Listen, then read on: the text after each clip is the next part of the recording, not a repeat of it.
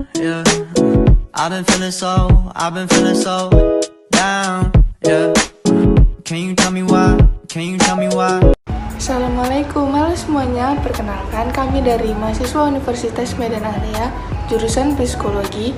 Perkenalkan, nama saya Vicky Sasti. Perkenalkan, nama saya Yunita Fairina. Saya Trialwi Mujahid Siregar. Perkenalkan, nama saya Fahri Afandi Lubis. Di sini kami akan menjelaskan teori Harry Stacks-Sullivan. Ayo kita simak. Harry Stacks-Sullivan lahir pada 21 Februari 1892 di New York, Amerika Serikat. Dan dia meninggal 14 Januari 1949 di Paris. Sullivan menerima gelar MD dari Chicago College of Medicine and Surgery pada tahun 1917. Di Rumah Sakit St. Elizabeth di Washington DC, dia berada di bawah pengaruh psikiater Amerika yang mengembangkan teori psikiatri berdasarkan hubungan interpersonal.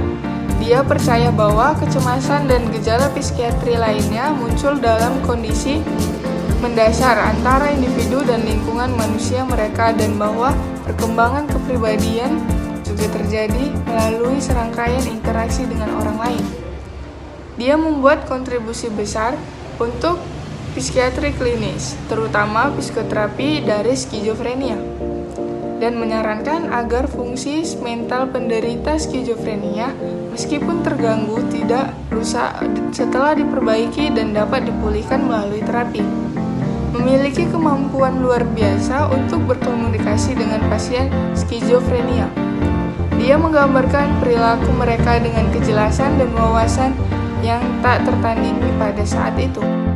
Menurut Harry Stacks-Sullivan, kepribadian adalah pola yang relatif menetap dari situasi-situasi antar pribadi yang berulang, yang menjadi ciri kehidupan manusia. Sullivan tidak menyangkal pentingnya hereditas dan pematangan dalam bentuk dan membangun kepribadian. Namun ia berpendapat bahwa apa yang khas manusiawi adalah interaksi sosial.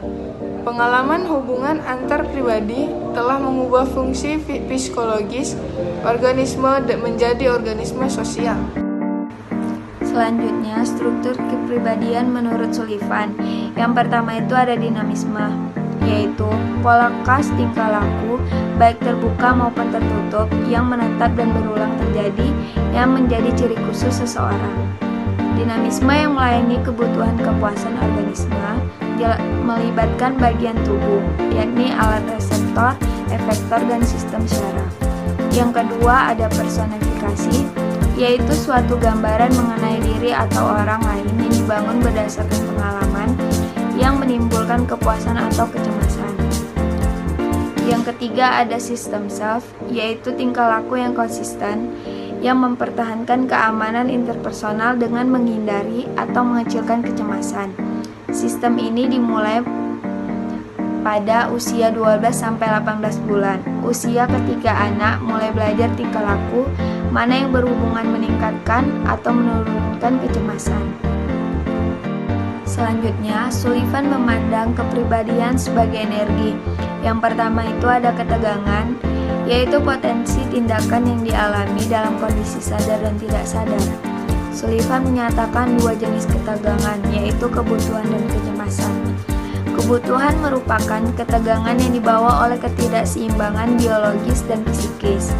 Yang kedua itu ada transformasi energi, yaitu usaha mengubah ketegangan menjadi tingkah laku tersembunyi atau terbuka untuk memuaskan kebutuhan dan mengurangi kecemasan. Tingkah laku tersembunyi dapat berupa emosi, pikiran, atau tingkah laku yang tersembunyi. Dan materi selanjutnya yaitu tentang Sullivan membagi kognisi menjadi 3 tingkat.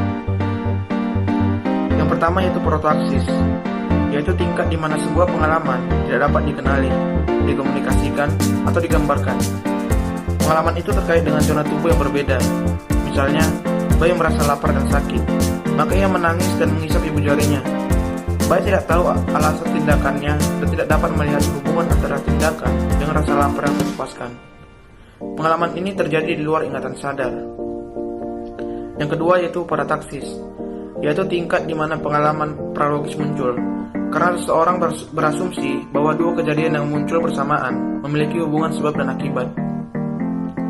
Kesimpulan kurang tepat ini disebut distorsi parataksis. Kognisi parataksis lebih mudah dikenali dari protoaksis, namun memiliki makna pribadi. Dan yang terakhir yaitu sintaksis, yaitu tingkat di mana sebuah pengalaman dapat disepakati dan dikomunikasikan secara simbolis. Kognisi ini muncul pertama kali ketika suara atau gerakan isyarat mulai memiliki makna yang sama bagi anak maupun orang tua. Di sini saya akan melanjutkan materi, yaitu ada 7 tahap perkembangan menurut Sullivan. Poin pertama yaitu masa bayi. Masa bayi terjadi pada usia 18 sampai 24 bulan. Sullivan meyakini bahwa masa ini seorang bayi menjadi manusia melalui kelembutan seorang ibu. Poin kedua, ada masa kanak-kanak. Masa ini terjadi pada usia sekitar 2 sampai 6 tahun. Pada masa ini, ibu tetaplah menjadi orang lain yang paling signifikan bagi anak. Namun, anak dapat melihat peran ayah baginya. Yang ketiga, masa juvenil.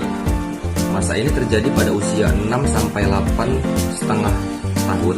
Masa ini ditandai dengan adanya kebutuhan akan kelompok teman bermain yang memiliki status sama. Yang keempat, ada peran remaja. Pada masa ini, anak memulai menjalin hubungan intim dengan orang tertentu, biasanya dengan jenis kelamin, usia, dan status yang sama. Hubungan yang terjalin pada masa ini tidak terpusat pada diri sendiri, melainkan sudah disadari oleh ketulusan dalam berteman. Dan yang kelima, ada masa remaja awal. Masa ini ditandai oleh pubertas dan munculnya ketertarikan dengan lawan jenis. Ini yang sering kita sebut sebagai hubungan intim yang disertai dengan nafsu seksual. Yang keenam, ada masa remaja akhir. Masa ini ditandai dengan